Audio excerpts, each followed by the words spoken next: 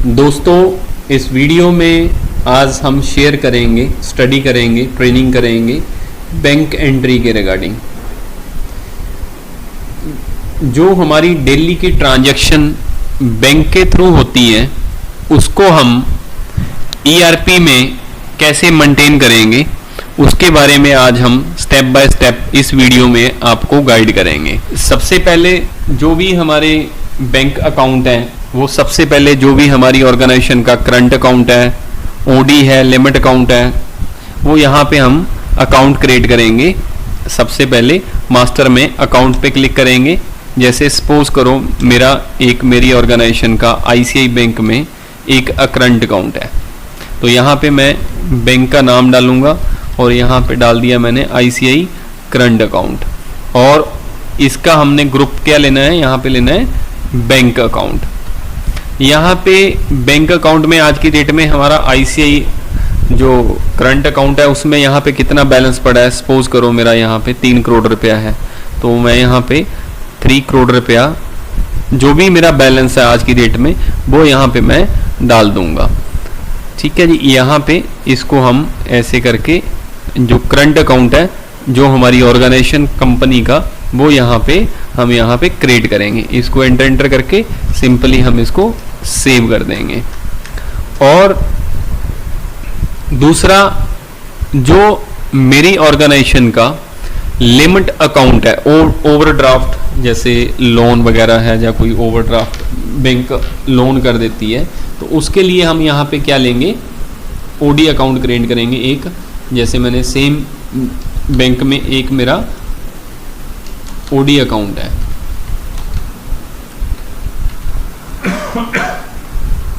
तो यहाँ पे मैंने ले लिया ओडी अकाउंट। और यहाँ पे इसका ग्रुप कौन सा लेना है, ओडी अकाउंट। दोनों में डिफरेंस क्या है टेक्निकली, जो करंट अकाउंट होता है वो हमारी एसेट्स होता है ऑलवेज, और जो हमारा बैंक अकाउंट होता है, ओडी अकाउंट होता है, वो हमारी लाइबिलिटी होती है, मतलब वो हमारी देनदारी होती है। तो अभी सपोज करो मेरी ऑर्गेनाइजेशन की 50 लाख रुपए की लिमिट है, ओडी है, ओवरड्राफ्ट मैं 50 लाख रुपए तक यूज़ कर सकता हूँ, मेरी लिमिट है। तो यहाँ पे 50 लाख मैं यहाँ पे डाल दूंगा। इसको मैंने कर दिया यहाँ पे सेव। सिंपली ऐसे जितने भी आपकी ऑर्गेनाइजेशन के करंट अकाउंट हैं, ओडी अकाउंट हैं, सारे यहाँ पे आपने सिंपली मास्टर में अकाउंट क्रिएट करने हैं। और उसके बाद यहाँ पे हम बैंक एंट्री के बारे में डिस्कस करेंगे। बैंक एंट्री जैसे हमने किसी को चेक दिया या चेक रिसीव किया या ऑनलाइन आरटीजीएस की या बैंक ने कोई खर्चा डाला, ये सारी चीज़ें हम यहाँ पे बैंक एंट्री में करेंगे। तो बैंक एंट्री में यहाँ पे हम कहाँ करेंगे, बैंक एंट्री मेनू पे क्लिक करेंगे और यहाँ पे हम डेट डालेंगे। ऑटोमेटिकली यहाँ पे जैसे ही हम एंट्री पे क्लिक करेंगे तो यहाँ पे डेट आ गई। और जैसे ही हम यहाँ पे अपना बैंक अकाउंट पिक करेंगे जिसमें से भी हमने एंट्री करनी है उसका साथ में साथ बैलेंस आ जाएगा। उसके बाद यहाँ पे एंट्री टाइप होगा, मींस यहाँ पे मैं आपको थोड़ा सा डिस्क्राइब करना चाहता हूँ। ये हमने जब ये ईआरपी डेवलप किया तो हमें बहुत सारी प्रॉब्लम थी। हम जितने भी ईआरपी देखते थे, जितने भी सॉफ्टवेयर देखते थे नंबर 1 वाले, उनमें क्या था कि मतलब हमने कैश रिसीव किया बैंक से, मतलब कॉन्ट्रा एंट्री होगी, कैश डेबिट होगा, बैंक क्रेडिट होगा, या फिर मतलब हमने कैश डिपॉजिट कराया बैंक में, फिर उसका मतलब बैंक डेबिट होगा, कैश क्रेडिट होगा। फिर कभी कभी हम उसमें उलझ जाते थे जब अपना अकाउंट्स वगैरह मेंटेन करते थे छोटा मोटा। जब हमने स्टार्टिंग की ईआरपी डेवलप करने के लिए, फिर हमने चेक इशू किया तो इसके लिए हमें पेमेंट की एंट्री करनी पड़ती थी। फिर वो भी डबल एंट्री सिस्टम था, डेबिट करो जी, पार्टी को डेबिट करो, कैश को बैंक को क्रेडिट करो। या फिर हमने किसी से रिसीव किया, वही डेबिट क्रेडिट, बैंक चार्जेस डालने हैं जी, बैंक ने खर्चा डाल दिया, उसकी आपको जर्नल एंट्री डालनी पड़ेगी। बट यहाँ पे आके फिर हमने सोचा कि एज पर डिस्क्रिप्शन क्यों ना ऐसा सिस्टम हो जिसके साथ सिस्टम ऑटोमेटिकली डेबिट क्रेडिट करे। कोई भी अनलिटरेटेड पर्सन जो मेरे जैसा एक देसी बंदा है वो भी इस एंट्री के साथ अपना बैंकिंग, अपनी अकाउंट्स सिंपली मैनेज कर सके। तो हमने इस बात पे बहुत फोकस किया, फिर इसको एनालाइज किया। मतलब ये एक इनोवेशन है, ये एक रिसर्च है, एक एंट्री नहीं है, जिसके साथ आप अपना अकाउंट्स विदाउट नोइंग, मतलब आपको कोई भी अगर इंफॉर्मेशन नहीं है अकाउंट्स की, आप इसके साथ अपना बैंक बहुत अच्छे तरीके से मेंटेन कर सकते हैं। तो मैं आपको एंट्री डाल के बताता हूं। यहाँ पे जैसे हमने किसी को एक चेक इशू किया, यहाँ पे चेक इशू किया, यहाँ पे F3 करके एक हम अकाउंट क्रिएट करते हैं किसी पार्टी का। जैसे मेरा कोई सप्लायर है, सपोज करो मैंने कोई भी यहाँ पे पार्टी बना ली, जॉनी एंटरप्राइज, यहाँ पे हमारा ये सप्लायर है। तो यहाँ पे हमने इसका हमने 1.5 लाख रुपया देना है। लास्ट यहाँ पे ओल्ड बैलेंस डाल देंगे, देना है मीन्स क्रेडिट, इसको कर देंगे सेव। और अभी हम यहाँ पे F3 करके जो भी क्रिएट करेंगे लिस्ट में ऑटोमेटिकली हमारा मेंटेन होता रहेगा। जैसे ही पार्टी का नाम उठाएंगे उसका बैलेंस, बहुत सिंपल तरीके से हमने इसको डेवलप किया। जैसे जॉनी इंटरप्राइज को मैंने 50,000 का चेक दिया हुआ है, तो चेक जैसे इशू करते हैं तो क्या क्या होता है, चेक नंबर होता है हमारा। तो यहाँ पे हम उसका चेक नंबर डाल देंगे, चेक डेट डाल देंगे। रूटीन में क्या होता है कि मोस्टली जब ERP हम यूज करते हैं उसमें चेक नंबर डालते हैं, तो वहाँ पे नरेशन में ही हमें डालना पड़ता है। तो वहाँ पे क्या होता है कि चेक नंबर डाल दिया, पहले भी रिपीट डाल दिया तो गड़बड़ हो जाती थी प्रिंटिंग में, बाद में देखना पड़ता था, फिर उसको चेक करना पड़ता था। तो हमने यहाँ पे छोटी छोटी बातों का ध्यान रखा है कि अगर दोबारा इस चेक नंबर को आप डालेंगे तो ये सॉफ्टवेयर आपको वार्निंग देगा कि ये चेक आपने ऑलरेडी इशू कर दिया है। मतलब यहाँ पे जो भी इसकी नरेशन, डिस्क्रिप्शन सब ऑटोमेटिकली मेंटेन होगी। जैसे ही मैंने इसको सेव किया एंट्री को, अभी मैं एक आपको थोड़ा सा डिस्क्राइब करके बताना चाहता हूं। जैसे अभी मैं एक लेजर ओपन करता हूं यहाँ पे पार्टी का, जॉनी एंटरप्राइज का। यहाँ पे मैंने लॉग बुक पे क्लिक किया, साथ ही साथ में एंट्री के साथ उसका फैक्ट हम चेक करते हैं। यहाँ पे हमने फैक्ट के लिए यहाँ पे लेजर में गए, लेजर में जाके हमने ओके किया। और यहाँ पे अगर आप देखेंगे, अगर हमने किसी पार्टी को लेजर दिया है तो उसका टाइप क्या आएगा कि भाई मैंने आपको चेक इशू किया था इस बैंक से, इस चेक नंबर से, इस डेट से, साथ में पूरी नरेशन यहाँ पे प्रिंट करके देखेंगे। ये सर एंट्री का एक प्रैक्टिकली व्यू है। जिस तरह से हम चाहते हैं कि इशू है, रिसीट है, ऑनलाइन ट्रांसफर है, सब कुछ डिस्क्राइब होके आपके पूरा क्लासिकल पूरा व्यू आपका शो होगा। उसके बाद मैं अपनी बैंक बुक भी चेक करता हूं कि वो मेंटेन हो रही है। मैं यहाँ पे अगर लेजर में चेक करना तो लेजर में भी कर सकता हूं, और साथ में इसकी हमने और अच्छी एक रिपोर्ट डेवलप की है स्पेशली, वो है कैश बुक, बैंक बुक। यहाँ पे आप देखेंगे जाके डिस्प्ले में, और यहाँ पे डिस्प्ले में हम जाके देखेंगे, यहाँ पे अकाउंट उठाएंगे बैंक का, ओके करेंगे, और यहाँ पे मैंने कितना हमारा बैलेंस था, किस किस को कितनी कितनी पेमेंट दी और कितना कितना बैलेंस है, चेक इशू किया है नहीं, ये टोटल यहाँ पे शो होगा। यहाँ पे पूरे साथ में यहाँ पे पूरी इसकी नरेशन भी डिस्क्राइब होगी। अगर आप थोड़ा सा इस तरफ जाएंगे तो इस तरफ पूरी नरेशन भी आ जाएगी, और आपकी बैंक बुक भी ऑटोमेटिकली मेंटेन होगी। मतलब अप टू बैलेंस शीट ये सब कुछ हो रहा है यहाँ पे, मतलब ऐसा नहीं है, यहाँ पे अप टू बैलेंस शीट आपका सब कुछ यहाँ पे मेंटेन हो रहा है। यहाँ पे मैंने ओके किया, यहाँ पे मेरा ये मैंने यहाँ पे करंट एसेट्स मेरी इतनी है, यहाँ पे मैंने डबल क्लिक किया और यहाँ पे मैंने बैंक अकाउंट पे क्लिक किया, उसका आ गया, और यहाँ पे मैंने क्लिक किया पूरा एंट्री लेवल तक। और कहीं भी आप चेंज करेंगे अप टू बैलेंस शीट तक वो एंट्री रिफ्लेक्ट करेगी। मींस के हमने एक ऐसा सिंपल ERP डेवलप किया है जिसके साथ आपको ये सोचने की जरूरत नहीं है कि भाई इस एंट्री का फैक्ट तो यहाँ तक जा रहा है, मैंने मॉडिफाई कर दिया। ये कोई ऐसी गाड़ी नहीं है, ड्राइव नहीं कर रहे कि जिसके साथ अगर आपने गलती से कोई एंट्री रॉन्ग डाल दी या कुछ गेयर दिला दिया, कच दिला दिया, फिर गड़बड़ हो जाएगी, एक्सीडेंट हो जाएगा। इसमें कुछ भी नहीं है। आप डबल क्लिक करो, कहीं से भी एंटर करो, चेंज करो, मॉडिफाई करो, अपडेट करो, मैं आपको ये बात पे विश्वास दिलाना चाहता हूं कि आपको अकाउंट से 1% डरने की जरूरत नहीं है, और कहीं भी आप उसके फैक्ट, उसके रिजल्ट चेक करते जाओ, और कहीं पे आपको मिस्टेक लगती है उसको डबल क्लिक करो, रेक्टिफाई करो। सिंपल है। अगर आप कंप्यूटर पे बिजनेस करेंगे आज की डेट में, आपका बिजनेस इतना सिंपल हो जाएगा कि आपको लगेगा कि मेरे को ये काम आज से 10 साल पहले करना चाहिए था। और बहुत सारी लोगों की सजेशन आती है कि भाई आप कहाँ थे इतनी देर, आपने इतना सिंपल ईआरपी डिजाइन किया, अभी तक तो हम नंबर 1 ईआरपी यूज कर रहे हैं, तो यार वो वहां पे तो Contra entry, journal, debit note, credit note, पता नहीं क्या क्या हमें डालना पड़ता है अपनी बैंकिंग मेंटेन करने के लिए।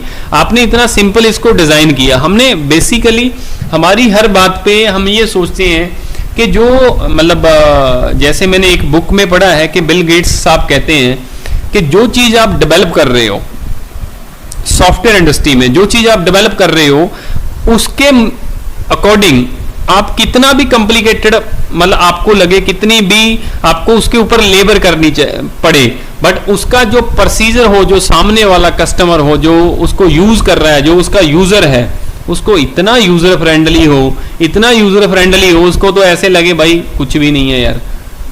तो ऐसे ही हमने उन बातों पे फोकस करके हर चीज पे R&D की है। तो अभी मैं थोड़ा सा आपको नेक्स्ट एंट्री के बारे में बताता हूं। जैसे ये चेक इशू किया था, अभी अभी आपने ड्राफ्ट किया, तो इसके लिए आप यहाँ पे क्या लेंगे, यहाँ पे ड्राफ्ट इशू ले लेंगे। ड्राफ्ट इशू में सेम पार्टी को मैं एक ड्राफ्ट बना के भेजता हूँ। यहाँ पे नई पार्टी भी क्रिएट कर सकते हैं। यहाँ पे एंटर करेंगे, अमाउंट डाल देंगे,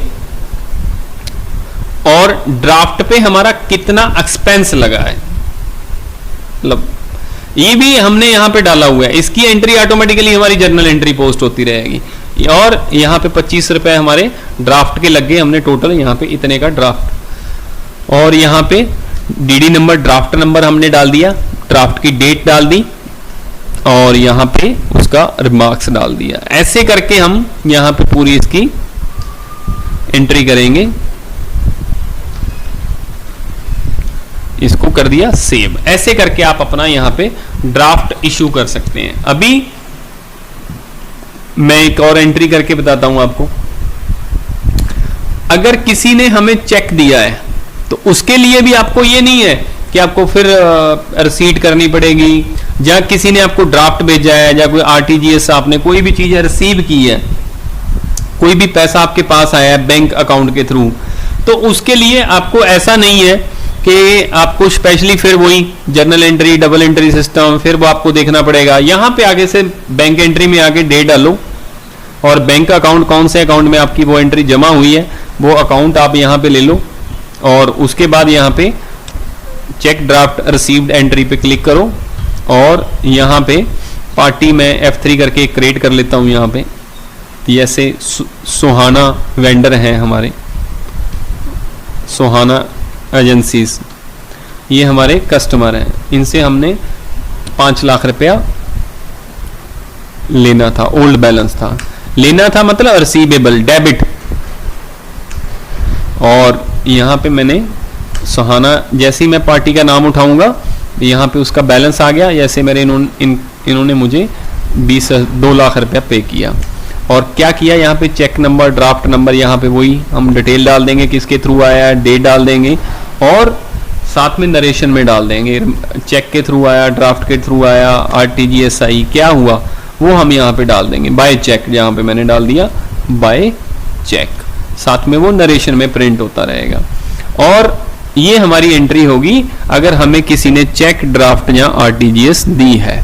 ऐसे ही एक एंट्री डेली रूटीन में होती है कि हम किसी को ऑनलाइन ट्रांसफर करते हैं। तो ऑनलाइन ट्रांसफर मींस हमने किसी को पेमेंट की है, तो उसके लिए भी आपको यहाँ पे सिंपली ऊपर अकाउंट नंबर उठाना है जिस अकाउंट से आप पे कर रहे हैं, और जैसे मैंने ओडी अकाउंट से इस पार्टी को पे किया, यहाँ पे मैंने ओडी अकाउंट लिया, ऑनलाइन ट्रांसफर किया, और यहाँ पे मैंने जॉनी इंटरप्राइज, फिर हम वही पार्टी उठा लेते हैं यहाँ पे, और यहाँ पे मैंने इनको 25,000 रुपये दिया। ऑनलाइन जब हम ट्रांसफ़र करते हैं 10-20 रुपये कट जाते हैं, तो यहाँ पे हम उसकी एंट्री डाल देंगे। तो जो एक्सपेंस है यहाँ पे इसको हमने कर दिया सेव। यहाँ पे हम ट्रांजैक्शन नंबर भी डाल सकते हैं रिमार्क्स में, रिमाइंड के लिए कि ये एंट्री किसको दी थी, जैसे मैं यहाँ पे डबल क्लिक करता हूँ और यहाँ पे हम इसको, यहाँ पे हमने इसको कर दिया सेव। ये होगी मेरी डेली की रूटीन की एंट्री, जो भी हमने यहाँ पे बैंक से किसी को ट्रांसफ़र किया है, या रिसीट किया है, या ड्राफ्ट, या चेक, या आरटीजीएस।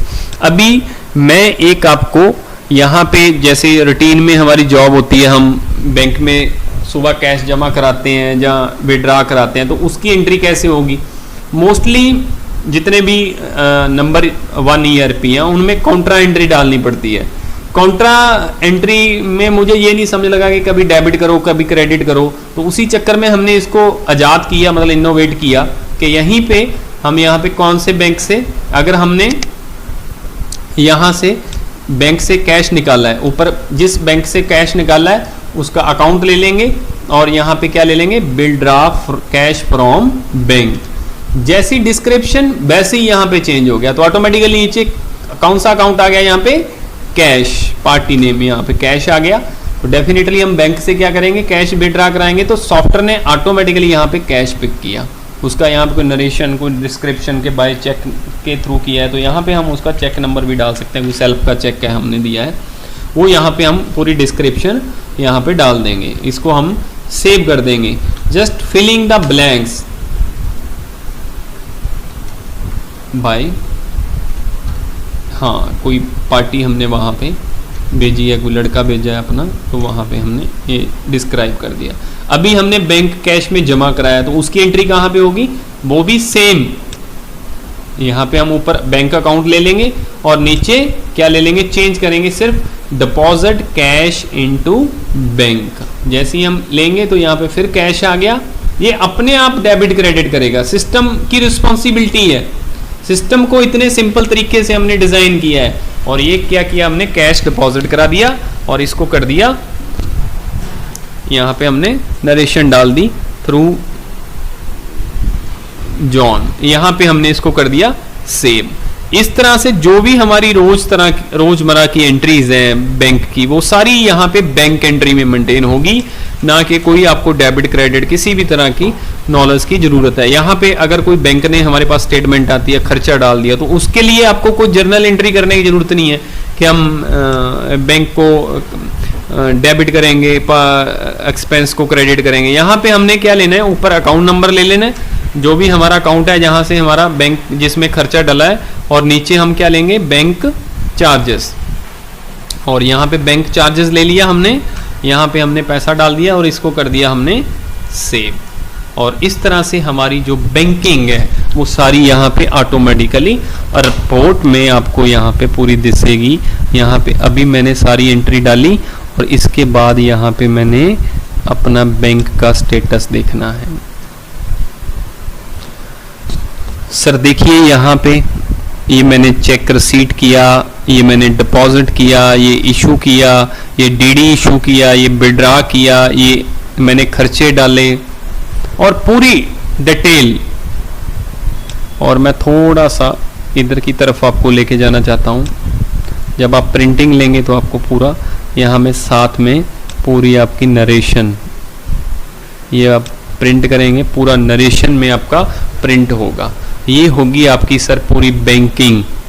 ये सिंपल ERP में आप अपना banking without any hesitation, without any मतलब knowledge of accounts, any computer, आप सिंपली इसमें मेंटेन कर सकते हैं। एक यहाँ पे हमने एक और रिपोर्ट बनाई है, वो है हमारी यहाँ पे बैंक रिकंसिलेशन स्टेटमेंट।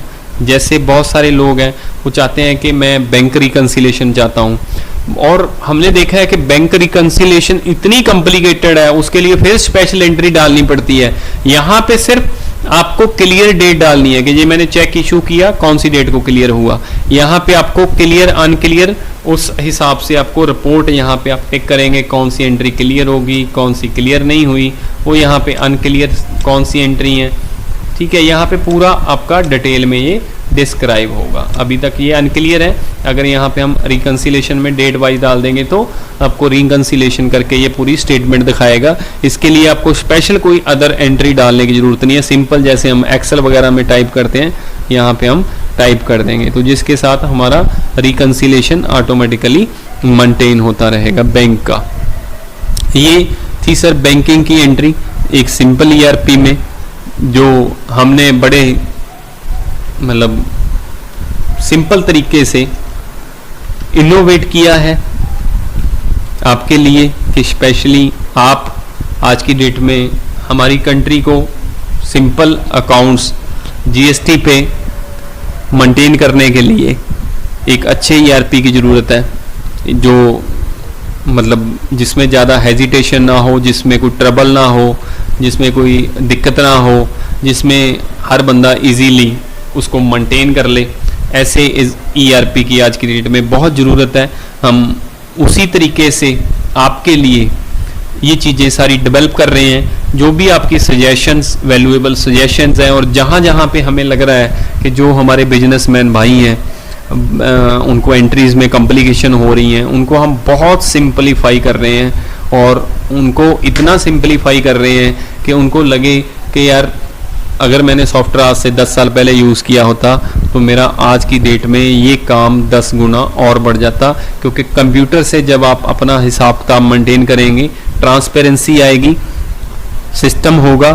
सर आज की डेट में इंडिया में, हमारी कंट्री में एक रेगुलेशन की ज़रूरत है, एक सिस्टम की ज़रूरत है।